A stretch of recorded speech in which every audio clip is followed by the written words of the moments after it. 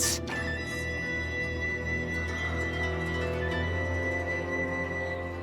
What? Another bad one?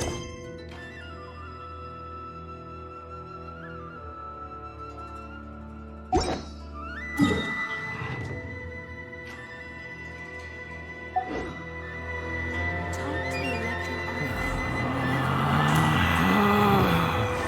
Relax.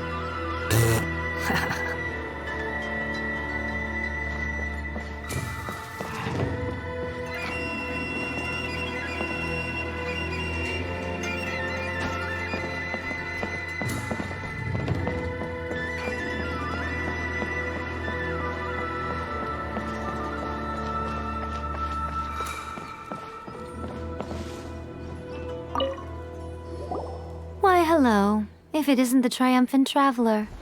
And why might you be visiting the shrine? A sign of piety, perhaps? You literally told us to come meet you here! I was just joking.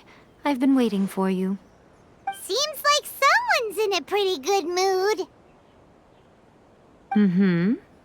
Catching up with an old friend I hadn't seen in years was truly delightful. By the way, I heard that you had a duel before the throne, with a Fatui Harbinger no less. Courageous and astute. I must say, I am most impressed.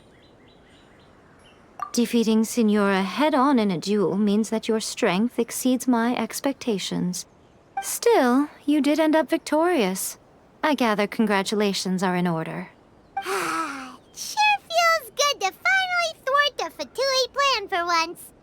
They caused plenty of trouble along the way, but at the very least, they didn't get their hands on another Gnosis. Wait a second. Did you say Gnosis?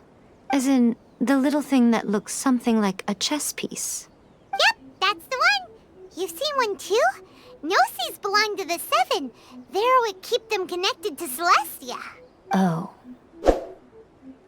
What's wrong? I handed that over. You did what now? Well, how else was I supposed to save your skin from the Balladeer exactly? The Balladeer is number 6 of the Fatui Harbingers. In terms of strength, he is superior to Signora. I'm not the kind of person who risks life and limb for any old reason.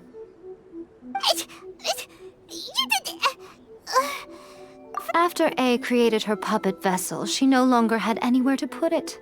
As her erstwhile closest friend, A handed it over to me, and I've kept it in the Grand Narukami Shrine ever since. She no longer needs the power of the Gnosis, and in any case, she tells me she has severed ties with Celestia. Thus, the Gnosis became not only useless, but also a potential source of conflict. Is that not a good bargain, exchanging it for the one at the core of the plan? Judging by the results, at least, I dare say I struck a good deal. When you put it like that, Paimon has to agree.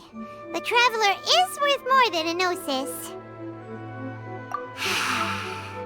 Well, what's done is done, and Paimon heartily thinks we'll be getting it back now.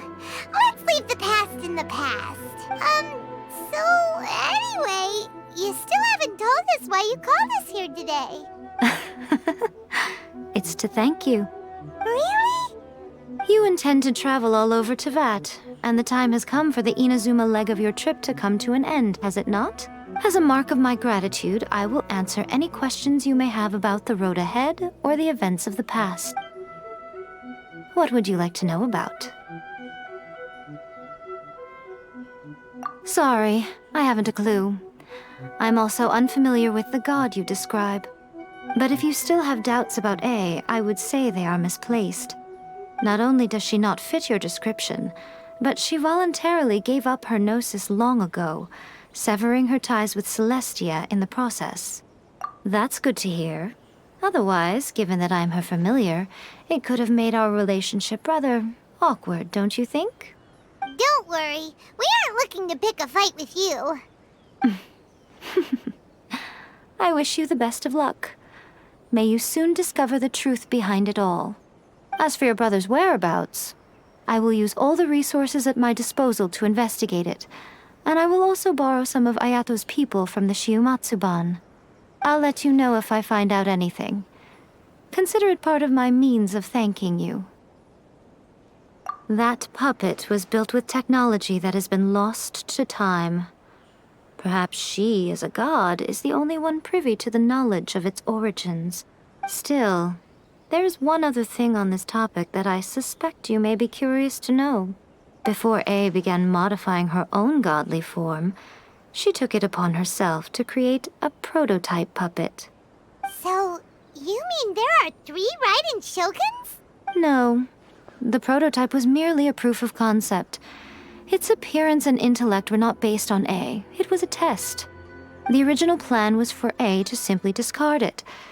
But perhaps A thought this to be too cruel, because in the end she chose only to seal the power within it.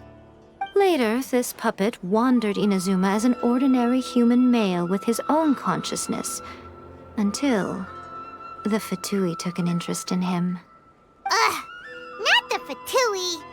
Some eccentric geniuses in the ranks of the Fatui made adjustments to the prototype, not only unsealing his power, but very likely rendering him even more formidable than his original specifications. The object of divine creation is now the one who has taken possession of the Gnosis, and the prototype puppet is now known as the Balladeer. What a crazy story! It is, isn't it? Who can say whether it's coincidence or destiny? Are you sure? Okay then. Oh, Traveler, do you still have the Omamori I gave you? Keep it safe. Is that all you intend to do with it? There was me thinking that you might hang it around your neck to show off to the world, telling everyone who inquired that it was given to you by none other than Yae Miko, the wise and beautiful. Who in their right mind would do that? Okay, I'll stop. Now, a question for you. Traveler, what is your ambition? I see. But that is merely a small goal, based on what preoccupies you here and now. Your ambition should be something that transcends the world below and the starry sky above. Something that shines in unison with fate itself. Perhaps the reason you do not possess a vision is that such an ambition has yet to be engendered within you. It's a possibility. Continue on your journey, and maybe that moment will come to pass.